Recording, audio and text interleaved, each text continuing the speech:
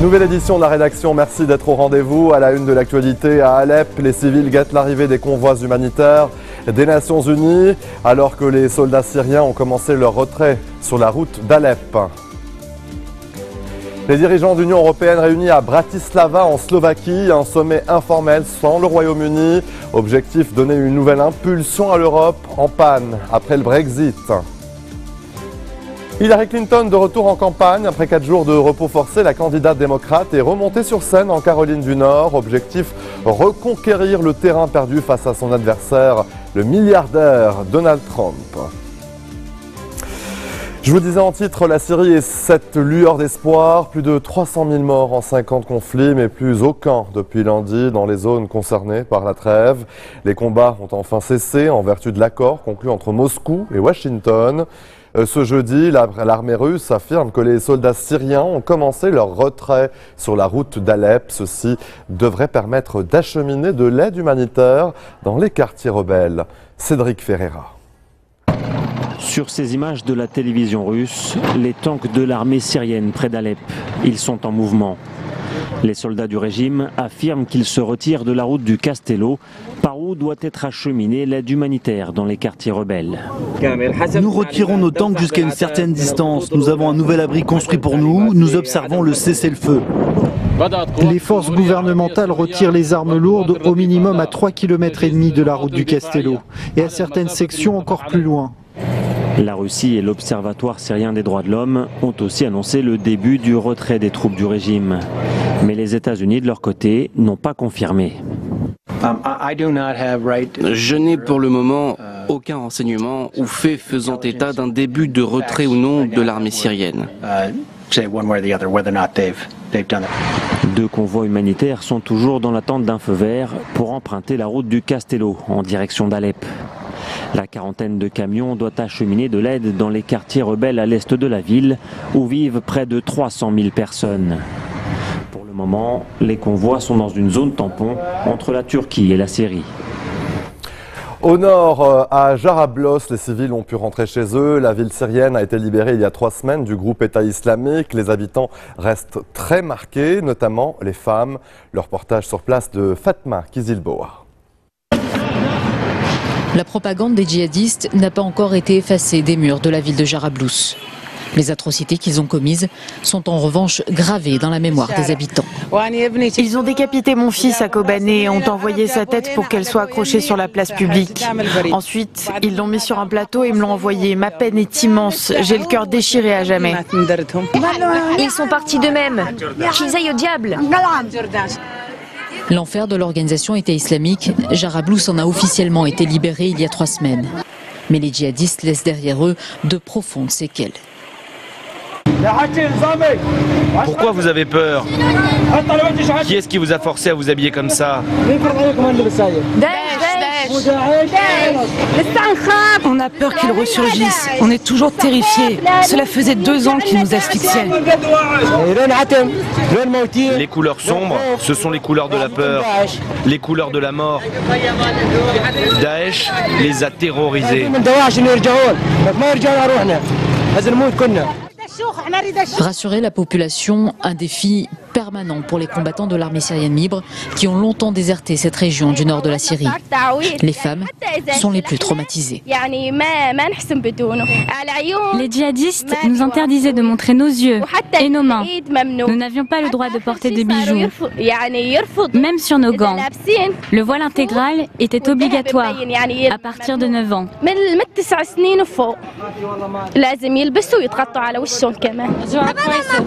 On croyait qu'ils ne partiraient jamais. Le départ des djihadistes, un soulagement pour certaines. D'autres se sont résignés au mode de vie qui leur a été imposé pendant plus de 2 ans. On s'est habitué à ces vêtements, c'est mieux comme ça. Moins de 24 heures auront été nécessaires pour délivrer la ville de Jarablous de la présence de l'organisation État islamique.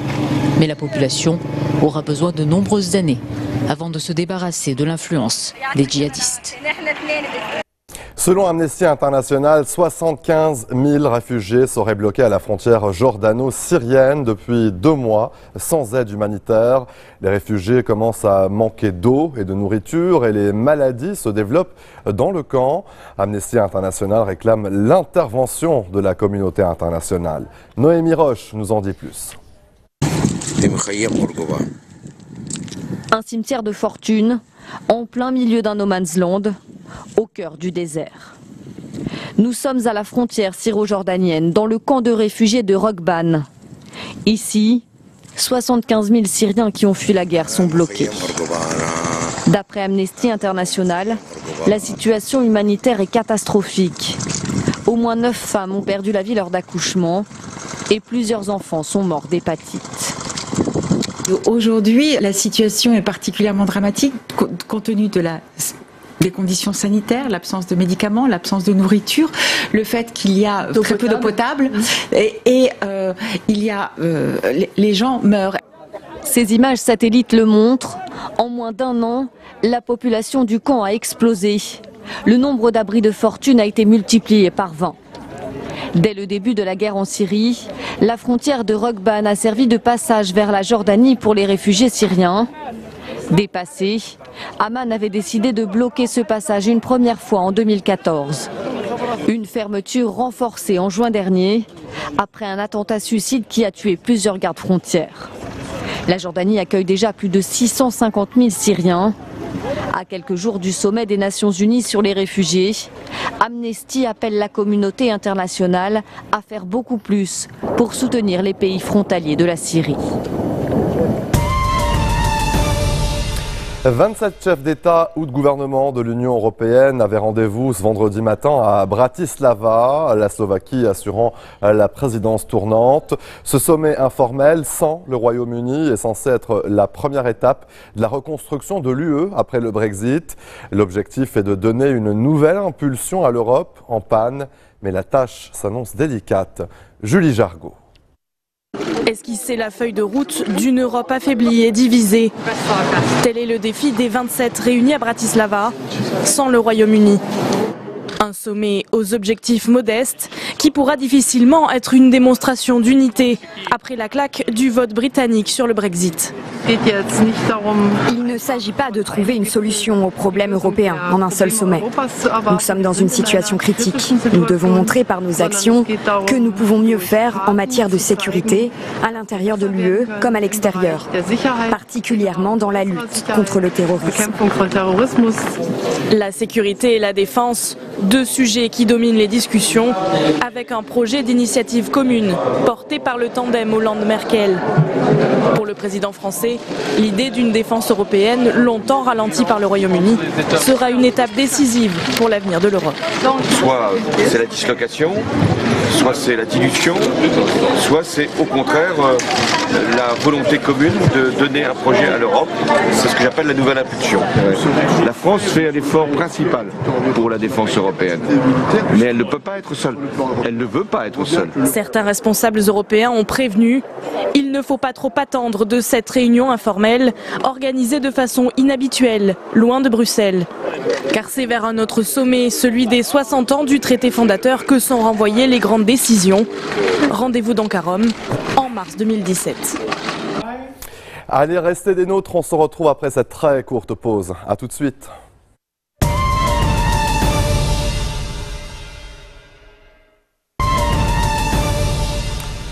Retour sur le plateau de l'info, retour également d'Hillary Clinton dans la campagne présidentielle après son malaise du 11 septembre dû à une pneumonie. Elle était en meeting ce jeudi en Caroline du Nord, un état indécis et donc très important pour l'élection de novembre. D'autant que les derniers sondages montrent que la candidate démocrate perd du terrain face à son rival, le milliardaire Donald Trump. Julien Cheida nous en dit plus. How are you doing? How are you doing? I'm doing great. Thank you so much. Souriante et apparemment dynamique. Après 4 jours d'interruption, Hillary Clinton a repris le cours de sa campagne. La candidate semble aller mieux après sa pneumonie qui a relancé les questions sur son état de santé. Pour son retour sur scène, elle a tenu à rassurer ses partisans.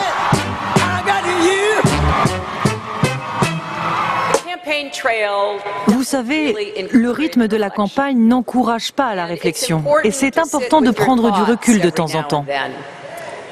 Tout cela m'a aidé à me recentrer sur l'essentiel et sur ce qui est important dans cette campagne. La candidate va tenter de reprendre la main, car Donald Trump, lui, n'a pas cessé d'occuper l'espace médiatique. Devant un parterre d'hommes d'affaires, il a détaillé son programme économique. Au menu, nombreuses baisses de charges, réforme de l'imposition et une promesse, une croissance annuelle de 3,5%. Pour les 10 prochaines années, notre équipe économique estime qu'avec notre plan, la croissance sera de 3,5% et produira au total 25 millions de nouveaux emplois. Vous pouvez regarder notre site web, regardez les calculs, ça fonctionne. Donnée gagnante il y a encore un mois, Hillary Clinton a vu son rival la rattraper dans les sondages. Dans les dernières enquêtes d'opinion, les deux candidats sont au coude à coude. On l'a appris aujourd'hui, l'ancien président italien Carlo Azeglio Ciampi est décédé ce vendredi à Rome. L'information a été confirmée par le gouvernement. Il était âgé de 95 ans, économiste de formation. Il aura passé la plus grande partie de sa carrière à la Banque d'Italie, dont il sera d'ailleurs gouverneur dans les années 1980. Membre d'aucun parti politique, Carlo Azeglio Ciampi aura été dans les années 90 plusieurs fois ministre et même Premier ministre. Il jouera un rôle central pour mener l'Italie vers la monnaie unique, l'euro. En 1999, il est élu à la présidence de la République, un poste qu'il occupera jusqu'en 2006 et il était très respecté pour son autorité morale. C'est le résultat de 3 ans d'enquête. L'ONG suisse Public Eye vient de publier un rapport inquiétant qui met en lumière les pratiques des traders suisses dans le secteur des carburants en Afrique. Dans ce document, on apprend que le continent est inondé par des carburants toxiques. Les négociants profitent donc de la faiblesse des législations dans de nombreux pays pour vendre sur le continent des produits bon marché, mais extrêmement dangereux pour la santé des populations. Olivier Boulanc. Les négociants suisses inondent l'Afrique de carburants toxiques. C'est la conclusion du rapport Dirty Diesel, publié par l'ONG Public Eye. Les sociétés suisses produisent en Europe des carburants qui ne pourraient jamais y être vendus pour réaliser des profits au détriment de la santé de la population africaine. En cause, une trop forte teneur en soufre, jusqu'à 378 fois supérieure à celle autorisée en Europe. D'autres éléments sont aussi présents dans ces carburants, du benzène par exemple, qui lui est carrément interdit sur le vieux continent.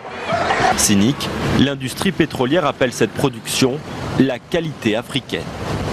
Public Eye évoque dans son rapport 8 pays où cette essence est vendue: l'Angola, le Bénin, le Congo, le Ghana, la Côte d'Ivoire, le Mali, le Sénégal et la Zambie. Et l'association vise 3 sociétés helvétiques, Vitol, Trafigura et Adax et Oryx, qui elles se défendent de profiter de la faiblesse des normes africaines.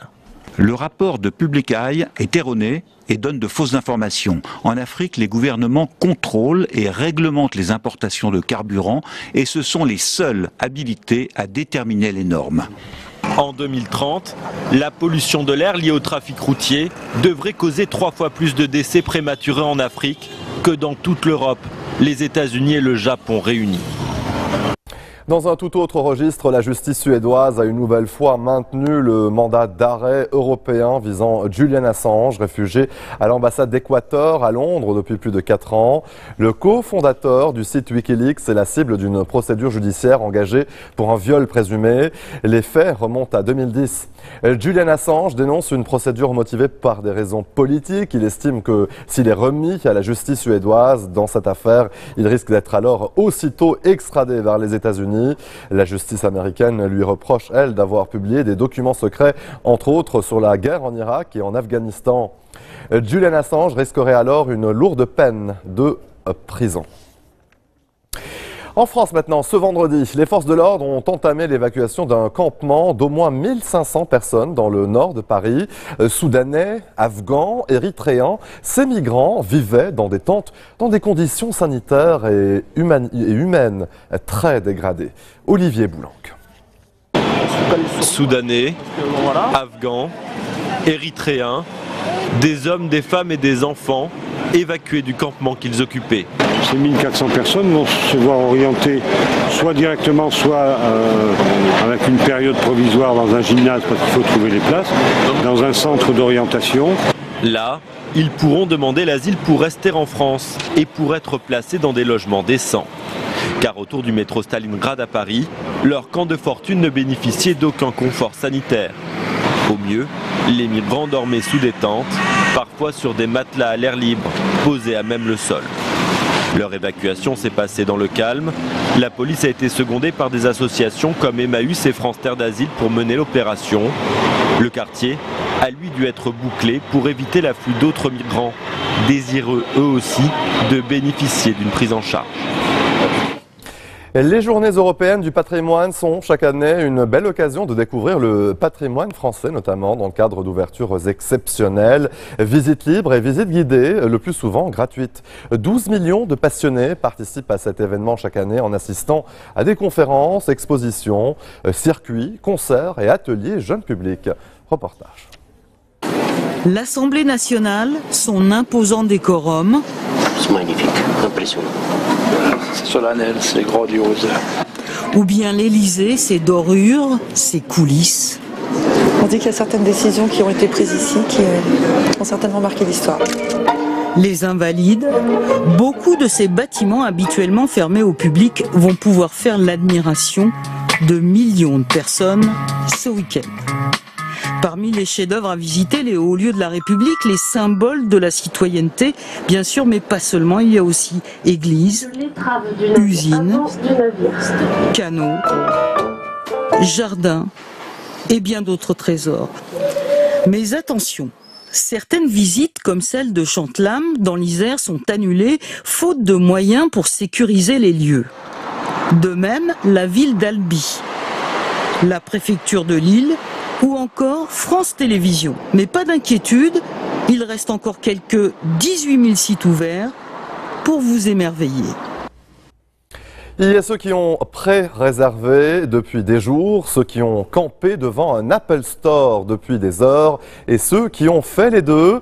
La sortie de l'iPhone 7 et 7 Plus éveille comme à chaque nouveauté la frénésie des fans de la pomme.